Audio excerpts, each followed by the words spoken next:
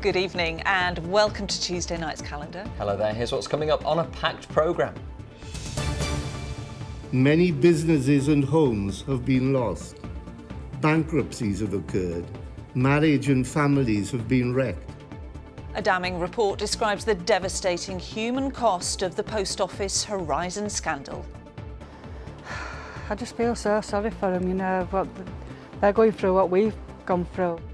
Alison Hall was one of the victims. We'll have her reaction and be joined by two of the leading figures of the groundbreaking TV drama. Also tonight.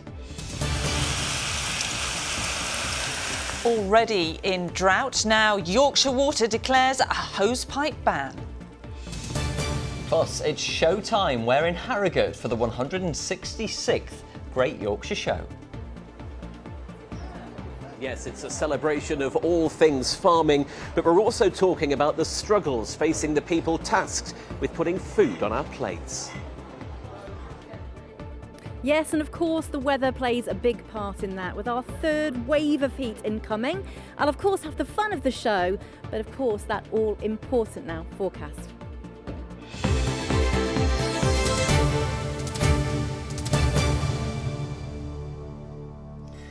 But first tonight to the 162-page document laying bare the disastrous human impact of what's been called the worst miscarriage of justice in British legal history. Today, the public inquiry published its initial findings on the Post Office Horizon scandal, which saw hundreds of sub-postmasters wrongly accused of theft, fraud and false accounting, all because of a faulty IT system. It detailed a catalogue of severe health issues, bankruptcy and family breakups. 13 people are thought to have taken their own lives as a result. And one former sub-postmistress from Liversedge says although she's had her compensation, she still has the mental scars from her ordeal. Helen Steele reports. Alison Hall says the day her business was suddenly shut down is etched in her memory. This used to be the post office, didn't it? It did, yes, yep. 15 years later, she's finally ridding her home of all traces of the post office. What do you think your worst moment was in there? The day they came in, and I had to tell the lady that obviously I was having problems, and that was it. Just broke down and she shut me down there and then. She'd no sympathy, absolutely crying my eyes out. I remember it as if it were yesterday. She was accused of stealing almost £15,000 and accepted a plea bargain of false accounting to avoid a possible jail term. The first computer system were here. Alison's conviction's been overturned and she's among more than 7,000 postmasters who've received compensation, allowing her to finally renovate her home. But you can't bear thinking about that now, really. No, I'm just glad it's all gone. But there are 10,000 people who haven't yet received compensation.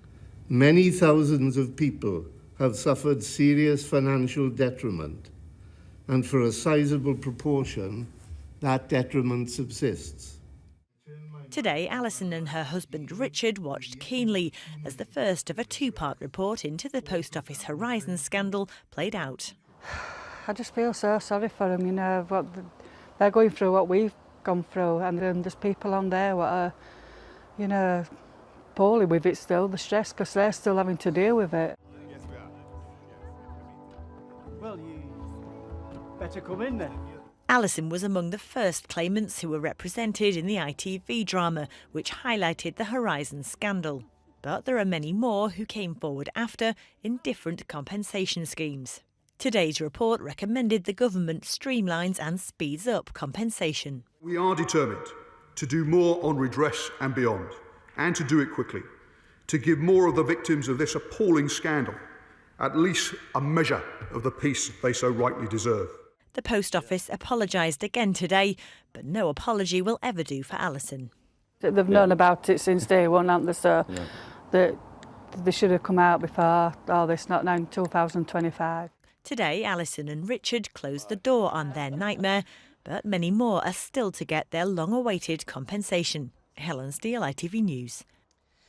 Well, yes. Well, a little earlier on, we were joined in the studio by the former sub-postmaster Lee Castleton, who lives in Scarborough and who, since the scandal came to light, has become one of the leading voices in the fight for justice. Well, of course, he was also a central character in ITV's Mr Bates versus the Post Office. And the Yorkshire screenwriter behind that series, Gwyneth Hughes, joined us and Lee earlier to give us her reaction too.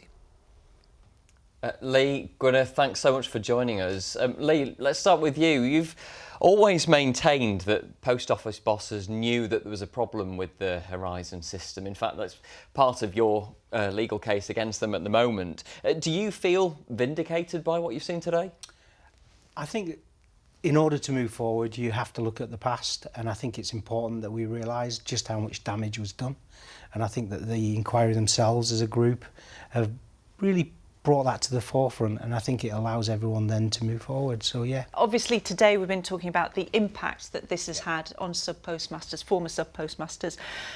What kind of an impact has it had on you and on your family? It just breaks into every part of your life, really, because the bankruptcy led to obviously financial problems, but you know, the children suffer, your wider family suffer. Obviously, my wife suffered terribly. She had epileptic fits from this anxiety and the stress.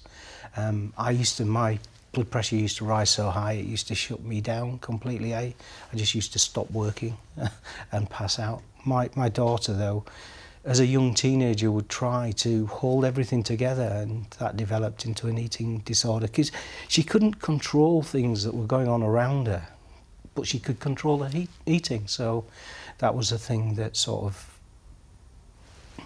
provided her some kind of hold on control. And yeah, it's quite devastating, really. Well, still difficult to reflect on now. Definitely, yeah. And Gwyneth, it's those stories, just some of those human stories that you tried to capture in the drama. I mean, did you ever expect it to have the impact that it's had? Yeah, it was very surprising to us and incredibly fulfilling to be involved in something that really made a difference. I mean, it made a difference in that the public took notice, really for the first time, and also because I think it kind of helped. The torment for a lot of people continues because the fight for compensation goes on, and it's been acknowledged in the inquiry that that fight is incredibly challenging for a lot of people. The whole schemes, the way that they were built in the very beginning was to make them as challenging and warlike as possible, and that's the whole sort of ethos right from the very beginning, and that's what's continued right through. And a lot of people, as Sir Win acknowledged today, a lot of people have settled not necessarily fairly because they just couldn't wait any longer. And I wonder, Gwyneth, whether there's a second half to Mr Bates versus the Post Office. Will there be a sequel? I don't think so. You know what, if we made a sequel, these things take, I've just said, these things take 3 years to make. It could all be completely different by the end of 3 years. And also, we'd all have to be in it. You know, the drama crew would all have to be characters, which would be so mad. I mean, he got someone lovely to play him, but what if they sent some old boot to play me? You'd get to pick the actor. Oh, yeah, in my dreams. You picked my actor. I did. Which was I rang Lee to say, because people was really excited who's going to play them. I know who's going to play you, Lee. Who, says Lee? Will Mellor. It's a second of silence, and Lee goes, couldn't you get a fat Yorkshireman? True, that's what I said, yeah. Could you not get a fat Yorkshireman? He was perfect as you. Yeah, he was great, he was wonderful. Well, he was brilliant. Gwyneth, Lee, thank you so much for coming into the studio, and we really do wish you all the best from the bottom of our hearts. Thank you. Oh, they were lovely. Yeah, great to see that they can laugh through it all despite what they've gone through. Now, Yorkshire Water bosses today announced a hosepipe ban for customers across our region and warned it could remain in place until the winter. From Friday, the restrictions mean that you won't be able to use your hosepipe to water the garden, clean your car or to fill a paddling pool. Well, Fraser Moord is at one of the company's biggest water resources, Batings Reservoir near Ripponden. Perhaps no surprise, Fraser, but what's triggered today's decision?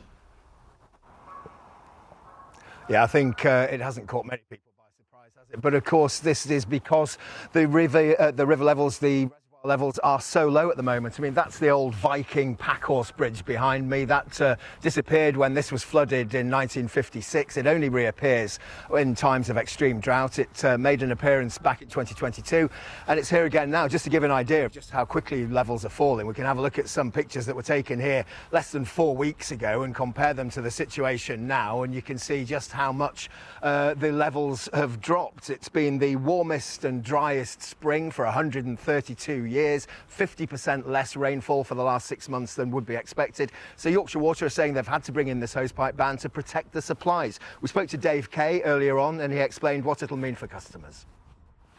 We expect people to put their hoses down. They can carry on watering the gardens with watering cans. We don't want people filling paddling pools. So it's just act as normal, but we just don't want people using hose pipes. We're trying to get people to use water as wisely as possible for everyone's benefit across Yorkshire. Well, Fraser, you've been out and about today. What's the reaction been?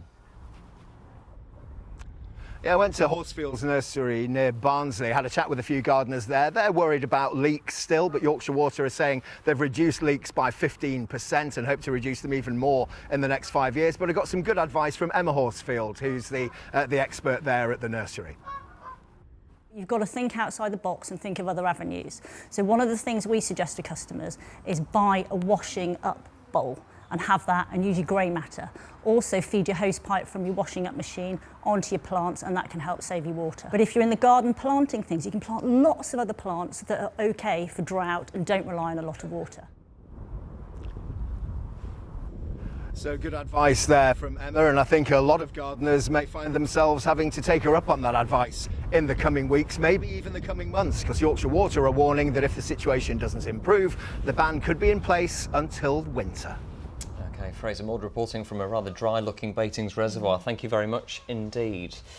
It's to North Yorkshire that we head now, as Harrogate plays host to the 166th Great Yorkshire Show. Yes, an incredible 140,000 people are expected there over 4 days to celebrate all things farming, food and agriculture.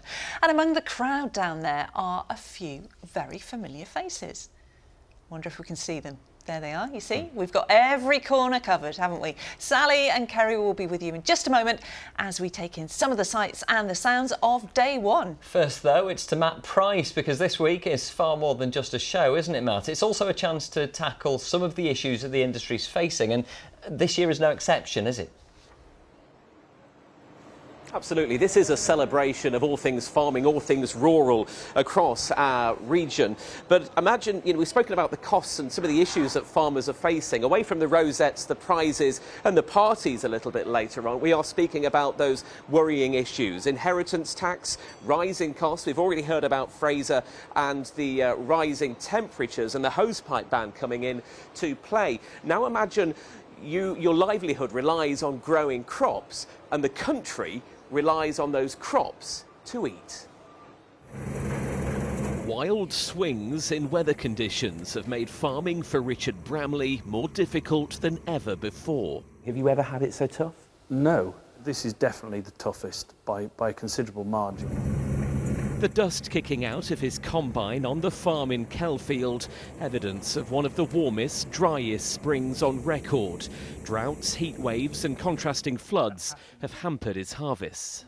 Extremes in weather are not unusual, they've always happened. They seem to be also happening more frequently. So at the moment we're in a period of exceptional dry weather, but that follows on from a period of exceptional wet weather. It's not evening itself out quite the same. This is more than wheat, it's money in a barn rather than the bank. A poor crop last year meant retailers relied on imports, which has created huge competition in price. Those imports have kept the market price down, and they've also meant that the users of those products have been satisfied by imported grains rather than UK grains. And it's not just Richard feeling the pressure. Britt Whitworth is a young farmer from Dridlington near Leeds and blogs about her work online.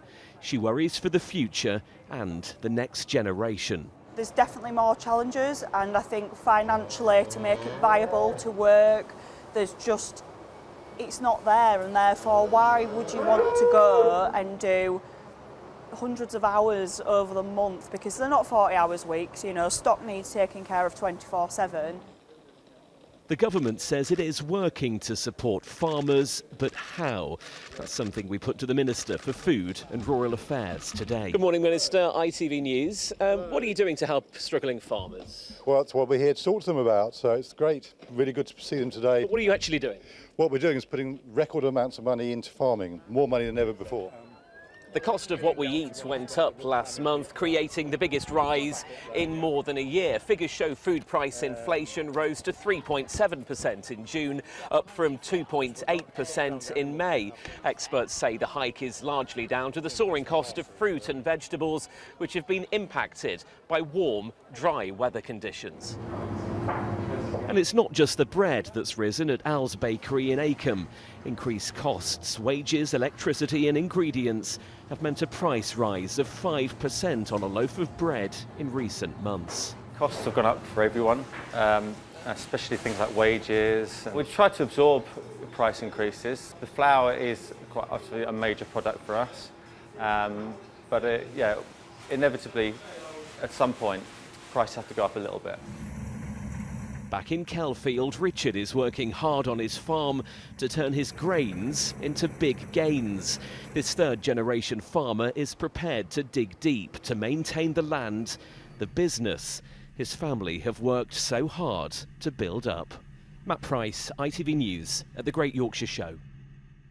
Thank you, Matt. Really tricky time for growers and producers. We'll be heading over to Kerry in just a moment, who's been out and about across the showground today and has news of what's in store weather-wise for the rest of this week. First, though, let's get the thoughts of one of the show's organisers. Sally, you're over at the bandstand, and day one is coming to a close now. So has it all gone to plan there today?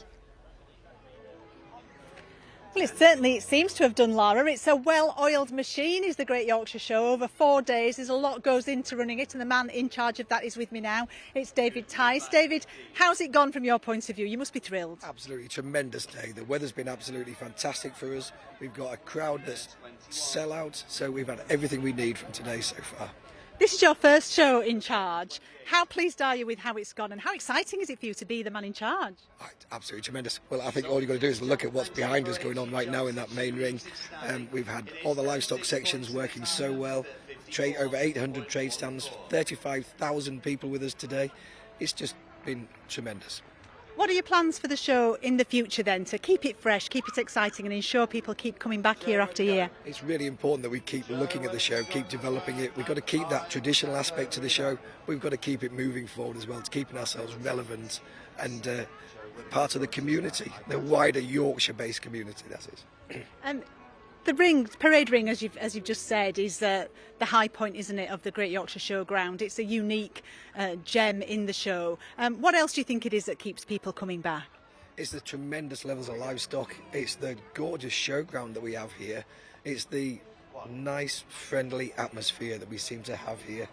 There's so many things, 800 trade stands, the livestock, 8,000 exhibitors through all the different sections. It's just amazing what we can bring and the wealth of enjoyment that people get from the place. And I know you're already looking ahead to next year, aren't you, David? I'm sure it will be just as much of a success. Thank you very much indeed for joining us, and congratulations on your first year in charge. And if you haven't got a ticket, it is a sellout, but if you want to catch up on all the highlights, you can catch them on Calendar. Oh, Sally, thank you very much indeed. What a civilised way to spend a lovely sunny Tuesday afternoon. Well, talking of well-oiled machines, as you described there, Sally, there's a well-oiled machine right behind you there, Kerry, in the machinery area, because you've been soaking up the sun. You've also been soaking up every single corner that the showground has had to offer.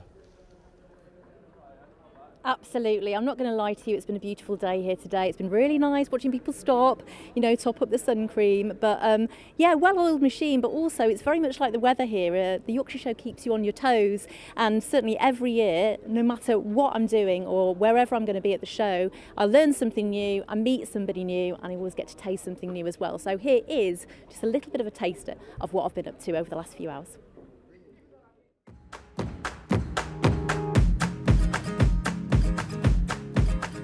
Showcasing the best that farming, food and the countryside has to offer, this year's 166th Great Yorkshire Show. With tens of thousands of competitors and exhibitors drawing in the crowds from across the region and beyond.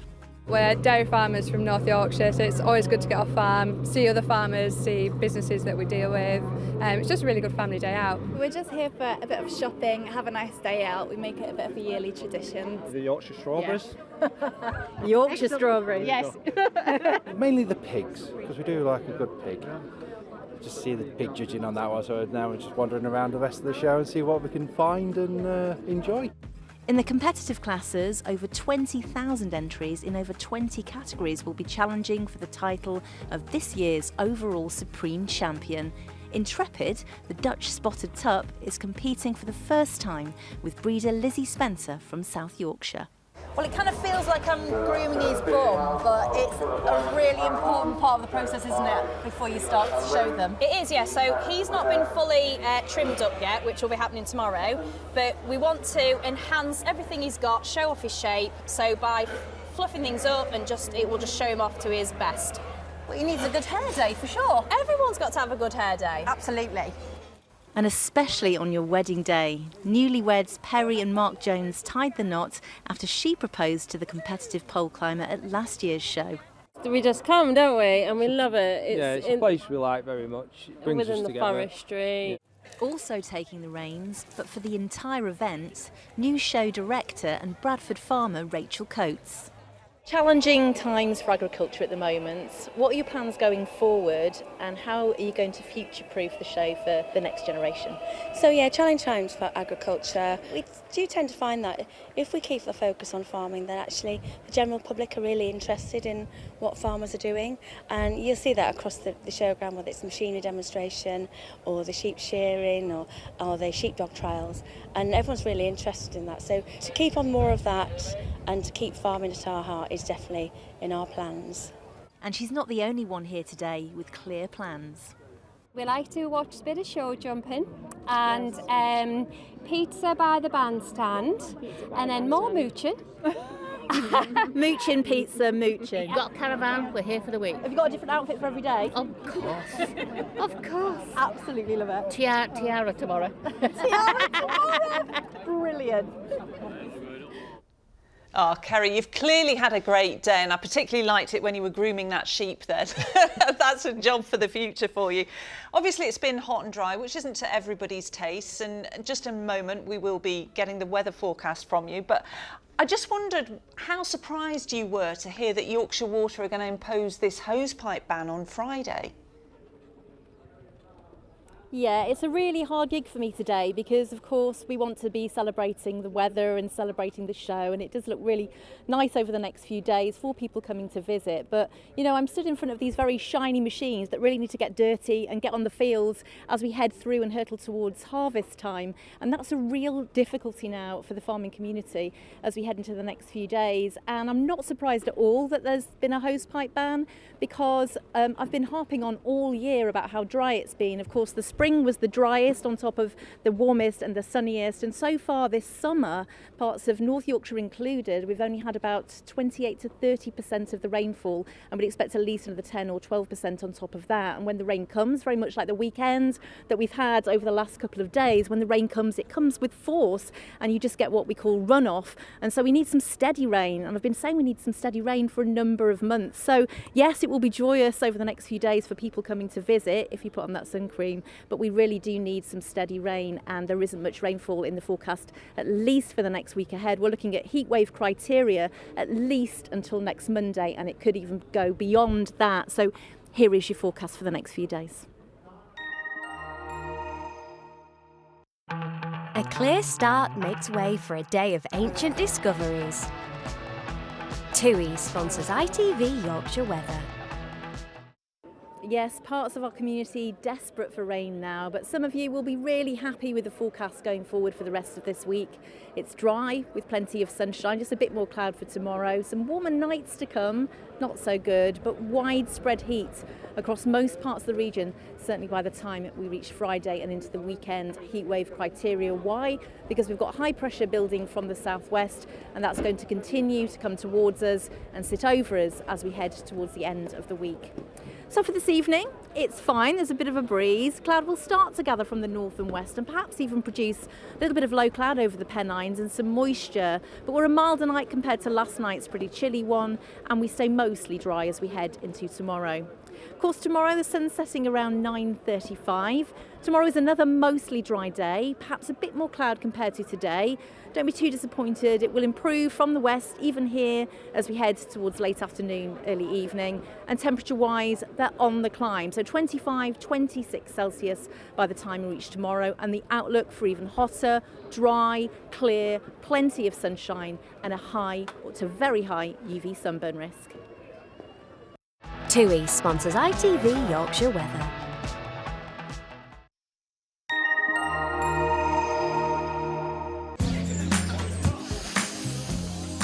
Making the most of summer. Piri sponsors ITV Pollen Count. So with a heat wave heading towards us by the time we reach the weekend, it's not good news for hay fever sufferers, unfortunately. It's high until Friday, when it's very high.